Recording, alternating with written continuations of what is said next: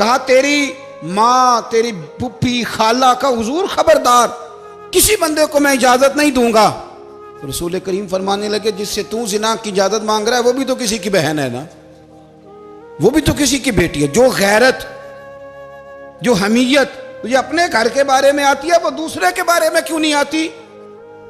जब नबी करीम ने उस नौजवान को उसके मिजाज के मुताबिक समझाया तो उसकी आंखों में आंसू आ गए। अर्ज करने लगा या रसूल अल्लाह सल्लल्लाहु ताला अलैहि वसल्लम, हुजूर जिना की इरादा तो एक तरफ, आज के बाद मेरी जुबान पर इसका नाम भी नहीं आएगा। आप सामने वाले की नफ्सियात को देखें, आप अपने मूड में ना रहें। मुझे बड़ी अच्छी तरह याद है, एक दफा ना मस्जिद में एक बच्चे ने ना आधी बाजुओं की शर्ट पहन के नमाज पढ़ी। एक बाबा जी ने उनको ना मना किया, कहते पूरा कपड़े पा के आया कर, पता नहीं तुम्हें। वो कहने लगा, बच्चा कहने लगा नमाज हो जाती है, बाजू आप फोल्ड करके ऐसे करके बड़े बाजुओं फोल्ड करके पढ़ेंगे तो कराहत है, लेकिन वैसे भी आधे बाजुओं वाली शर्ट में नमाज हो जाती है, लेकिन अच्छा अमल नहीं। अच्छा यही है कि आपके बाजू पूरे हों। तो बुजुर्ग उनसे कहने पूरे कपड़े पहनो, कहने लगा भाई हो जाती है नमाज, मैं भी था।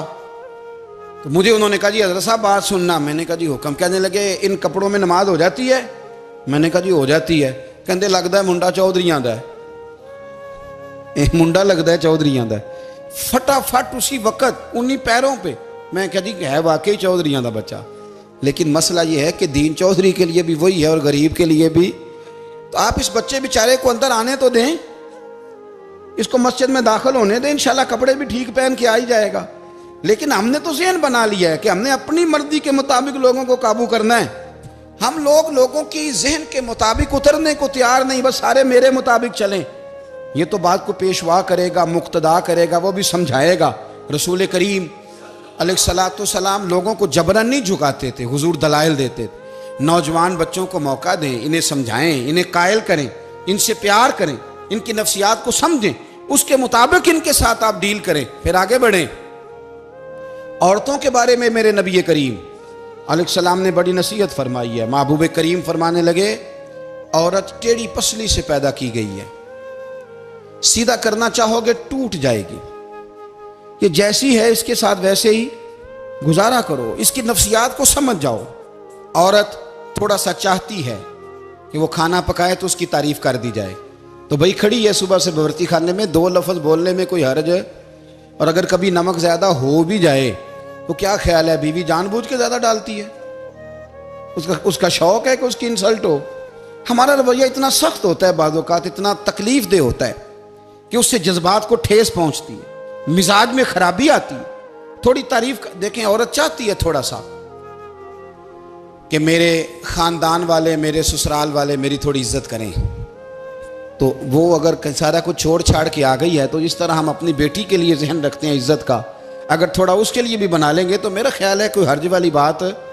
हम ना लोगों का ख्याल रखने की बजाय लोगों को चिढ़ाते हैं। नाराज तो नहीं हो जाएंगे आप? नहीं, रहन देने लगता है तुझा हो जाना है भाई, चिढ़ाते हैं लोग।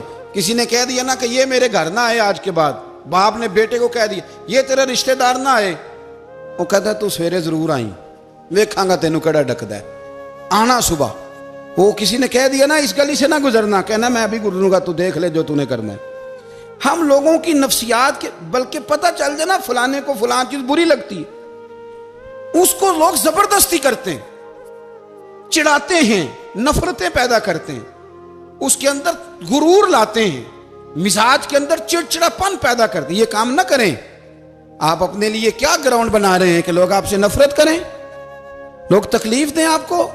ये नौजवान बच्चे, किसी ने हारन दे दिया गाड़ी का, तो आप इसने गाड़ी पीछे करनी नहीं, वो मां बदौलत को हारन बजा दिया है। ये मुहज़्ज़ब कौमों का ये रवैया नहीं होता। ये तो वो कौमें हैं जो मतलब बड़ी तंग है अपने आप से, ये बड़े आवाज़ार लोग हैं। ठंडे रहें, मीठे रहें, प्यार करें, दूसरों के जज्बात का एहसास करें। नबी करीम सल्लल्लाहु ताला अलैहि वसल्लम ने एक दिन हज़रत आयशा सिद्दीक़ा से कहा, आयशा तेरे साथ एक बात ना करूं, हुजूर करें। फरमाया जब तू नाराज़ होती है तब भी मुझे पता चल जाता है, और जब तू राज़ी होती है तब भी मुझे खबर हो जाती है। इतना ध्यान रखते हैं खामन घर में कि अब इसकी पोजीशन क्या है और अब ये क्या सोचती है और किस बात पे इसको जो है वो नाराजगी होती है, मुझे जब तू राजी होती है तब भी पता होता है नाराज। तो हजरत आयशा कहती है नहीं नहीं हुजूर ऐसी तो बात ही कोई नहीं, आप बताएं। तो हुजूर फरमाने लगे जब मैं किसी और ज़ौजा के पास थोड़ा वक्त गुजार लेता हूँ ज़्यादा, और जब मैं आता हूँ तो तू नाराज होती है। या रसूल आपको कैसे पता? फरमाया बताऊं? हुजूर बताएं। फरमाया उस वक्त जब तू कसम उठाती है तो कहती है ला व रब इब्राहिम, मुझे इब्राहिम के रब की कसम। और जब तू मुझसे राजी होती है तो तू कहती है ला व रब मोहम्मद, मुझे मोहम्मद के रब की कसम। तू फिर हजरत इब्राहिम का नाम ले लेके हजरत आयशा कहने लगी महबूबा कुर्बान जाऊं, बात बिल्कुल ठीक है, ऐसे ही है या रसूल अल्लाह, बिल्कुल बिल्कुल ऐसे ही है। जब थोड़ी खफगी होती है तो मैं ये काम, तो हुजूर तो लोगों के मिजाज का ख्याल करते थे, नबी करीम को तो पता होता था, लेकिन मां बदौलत कहते हैं सारे मेरी मर्जी के मुताबिक चलें। हाँ, मैंने जिंदगी में ये तजुर्बा भी किया है कि आप लोगों का ख्याल रखने लग जाते हैं तो लोग खराब भी हो जाते हैं, इसमें कोई शक नहीं। वो समझते हैं शायद मेरी जरूरत बड़ी है, ना ना ये बात नहीं भाई, बात कुछ और है। हुजूर रहमतुल लिल आलमीन है ना, तो काफिर है या मुनाफिक है, हुजूर की तो ड्यूटी है प्यार करना, लेकिन काफिर को तो चाहिए ना कलमा पढ़े, मुनाफिक को तो चाहिए ना मोमिन बने। ओ भाई मैंने कहा वो बुजुर्ग हैं, उनकी जिम्मेदारी ही प्यार करना है, वो जो भी जाएगा उससे।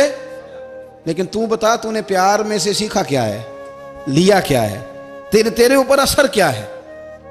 प्यार करना, शफकत करना और है, ये जुमला मेरा याद रखना, प्यार करना किसी से और है और उससे राजी रहना ये बात और है।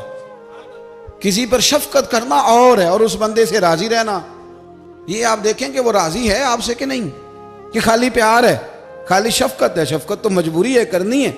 तो मेरे अजीज याद रखें, नबी करीम थोड़ा थोड़ा ख्याल करते, देखते बंदा उसके मिजाज के मुताबिक, देहाती आता तो हुजूर उसका भी ख्याल करते।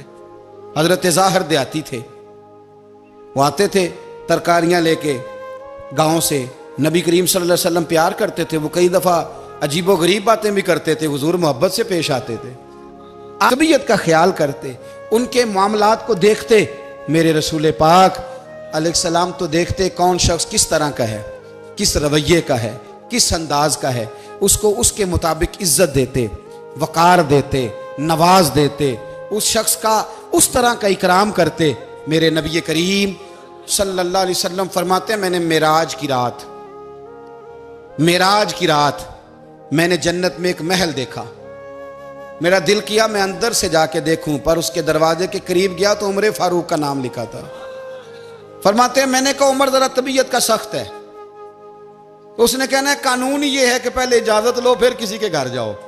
चलो हम नहीं जाते, उमर से पूछ के चले जाएंगे, घर जो उमर का है। नहीं आपको समझ आई मेरी बात की? यार नहीं समझे, जिनके कदमों के सदके घर मिला है, अगर वो ये ख्याल करते हैं कि सामने वाले से पूछ लेना चाहिए, नहीं आप नहीं समझे। ओ भाई जिन्होंने, जिनके बरकत से वो मकान मिला है, अगर वो मिजाज का इतना ख्याल रखते हैं तो फिर मिजाज रसूल का भी तो ख्याल होना चाहिए ना। फिर मिजाज सुनो, फिर नबी करीम सल्लल्लाहु अलैहि वसल्लम वापस आए, हुजूर ने बताया वो उमर तेरा मकान बड़ा पसंद है यार। मैं अंदर जाने लगा था, दरवाजे पे हूर भी बैठी थी, जाने लगा था अंदर, तो वो ना मैं इसलिए नहीं गया कि उमर कानून को बड़ा पाबंद है, उसने कहना है कि कानून तो इजाजत लेके जाओ। हज़रत उमर रो पड़े, अर्ज करने लगी हुजूर मैं कहाँ और जन्नत का मकान कहाँ, मुख्तसर सी मेरी कहानी है, ये जो भी है आपकी मेहरबानी है। तो हजरत उमर रो पड़े। लेकिन मेरे रसूल करीम सल्लल्लाहु अलैहि वसल्लम अब इतना हुजूर ख्याल करते तो जनाब उमर पता कौन थे, जुर्रत नहीं थी किसी माई के लाल की उमर के सामने खड़ा हो सके। हाँ, जिसके सामने शैतान ना ठहर सके, निकल जाता है शैतान भी। लेकिन सहाबा कहते हैं जब कभी हुजूर के चेहरे पे शिकन आती तो इतना वजूद हमने किसी का कांपते नहीं देखा जितना उमर कांपा करते थे। कब कभी तारी होती थी वो दलेर मैं कहीं और हूं, यहां तो मैं गुलाम हूं, यहां तो मैं नौकर हूं, दुआ मंगया करो संगियो किते मुर्शद ना रोस जाओ। रो पड़ते। और तरीका क्या होता, जमीन पे कोनियां रख के ना, कोनियां घुटने, अब मैं आपको करके कैसे दिखाऊं, हदीस सही में मौजूद, ये कोनियां जमीन पे रख के ना, जैसे बच्चे नहीं चलते, कोनियां दोनों जमीन पे हजरत उमर रख देते और यूं कोनियां रख के तो यूं हाथ बांध देते हुजूर के सामने, नीचे कोनियां और हाथ बांधते और फिर रोते। जब हुजूर नाराज होते तो किसी और से नाराज है नबी पाक, उमर से नहीं, तो यूं दोनों हाथ बिछा देते, यूं हाथ बांधते और कहते रदीतु बिल्लाहि रब्बम व बिल इस्लाम दीनम व नबीना मुहम्मद सल्लल्लाहु अलैहि वसल्लम। या रसूलल्लाह, मैं बड़ा राजी हूं कि अल्लाह मेरा रब है। हुजूर मैं बड़ा राजी हूं, हुजूर मैं बड़ा राजी हूं कि इस्लाम मेरा दीन है। व मुहम्मद नबीयम व रसूला, और मैं बड़ा राजी हूं कि अल्लाह ने मोहम्मद को नबी और रसूल बनाया। हुजूर बड़ा राजी हूं, मेहरबानी फरमा, बड़ा राजी। यहाँ पीर सैयद अली हुसैन शाह साहब अशरफी रहमतुल्लाह अलैह कचौशा शरीफ के बुजुर्ग थे, और शान ये थी कि चेहरा गौस पाक से मिलता था। वो थोड़ा सिमा के कायल थे, सिमा के, यानी वो वाला सिमा नहीं जो अब ढोल ढमक्के के साथ होता है, कुछ उसमें अशार पड़े जाते थे। और बाद ऐसे शेर थे जिन पर बाप बुजुर्ग कहते थे नहीं होने चाहिए, ये राय का इख्तलाफ। उनके यहाँ एक खलीफा थे सैयद अबुल बरकात शाह साहब, मुफ्ती आजम पाकिस्तान। वो खलीफा हैं लेकिन बड़े आलिम थे। सैयद साहब यहाँ आए तो लोगों ने कहा हुजूर को शेर पढ़े, तो आप फरमाने लगे ये मेरा मुरीद मुफ्ती आजम है, ये मना करता है, ये इन बातों से मना करता है, तो यहाँ नहीं पढ़ने। लोगों ने कहा हुजूर मुरीद की भी माननी है, मैं निरा मुरीद नहीं, मुफ्ती भी तो है ना, कुरान और सुन्नत की रोशनी में मना करता है। तो इतना लोग ख्याल कर लेते थे दूसरों के मिजाज, और यारो हम तो बोझ बनते हैं, हम तो चिढ़ाते हैं जिसके, और मैं देखता हूं दुनिया चढ़ चढ़ के पागल हो गई, चिढ़ाते हैं, एक दूसरे को तकलीफ देते हैं, अजियत में मुब्तला करते हैं। हम लोगों ने अब थप्पड़ मारने बंद कर दिए हुए हैं, अब हम डंडे नहीं मारते, अब हम नफ्सियाती तकलीफें देते हैं, नफ्सियाती ज़हनी तौर पर टार्चर करते हैं। हम लोगों को इतना तकलीफ में मुब्तला करते हैं कि लोग पागल होने के करीब आ जाते, खुदकुशियां होने लगी हैं। अगर हम नफ्सियाती तौर पर प्यार करें, सामने वाले को ज़रा इज्जत दें, ज़रा उसके जज्बात का ख्याल करें, ज़रा उसकी तबीयत के मुताबिक चले, ज़रा थोड़ा सा मोहब्बत कर लें, प्यार कर लें, बड़ी दुनिया बच जाएगी, बड़े सारे लोग करीब आ जाएंगे। मेरे रसूल पाक अलैहिस्सलातु वस्सलाम ना बमंज़ला ताकत के बोझ डालते थे, बमंज़ला ताकत के। हुजूर नाम लेके भी कह सकते थे अब्दुर्रहमान तू मालदार है, दे इतने पैसे जिहाद में, उमर तू मालदार है, दे पैसे, उस्मान गनी दे, ये नहीं हुजूर ने कभी फरमा। ऐलान कर दिया भाई जिहाद का मौका है, अपना अपना हिस्सा डालो। हुजूर किसी शख्स पर कोई बोझ, अपने आप को बोझ ना बनाएं। इस्लाम नफ्सियाती मसाइल का हल बताता है कि आप प्यार करें। मैं अक्सर कहता हूं कि हमारे घरों में बहुत सारे बीमार ऐसे हैं जिन्हें दवाई की नहीं हमारी तवज्जो की जरूरत है। बहुत सारे बीमार इस किस्म के हैं जिन्हें सिर्फ आपकी मुस्कुराहट की जरूरत है, जिन्हें सिर्फ आपका ध्यान रखने की जरूरत है। आप थोड़ा ध्यान करें, थोड़ा प्यार करें। अगर आपको लगता है ना कि सामने वाले के मकान के आगे कूड़ा फेंकने से उसको ज़हनी अजियत होती है, तो खुदारा आपको पता है मुसलमान खुश हो जाए तो अल्लाह भी खुश हो जाता है। और हुजूर फरमाते हैं मुसलमान को तकलीफ हो तो मुझे भी तकलीफ होती।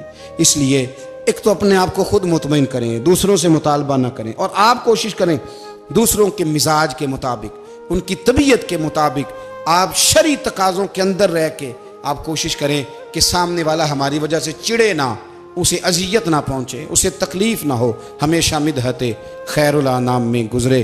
दुआ है ये उम्र दरूद व सलाम।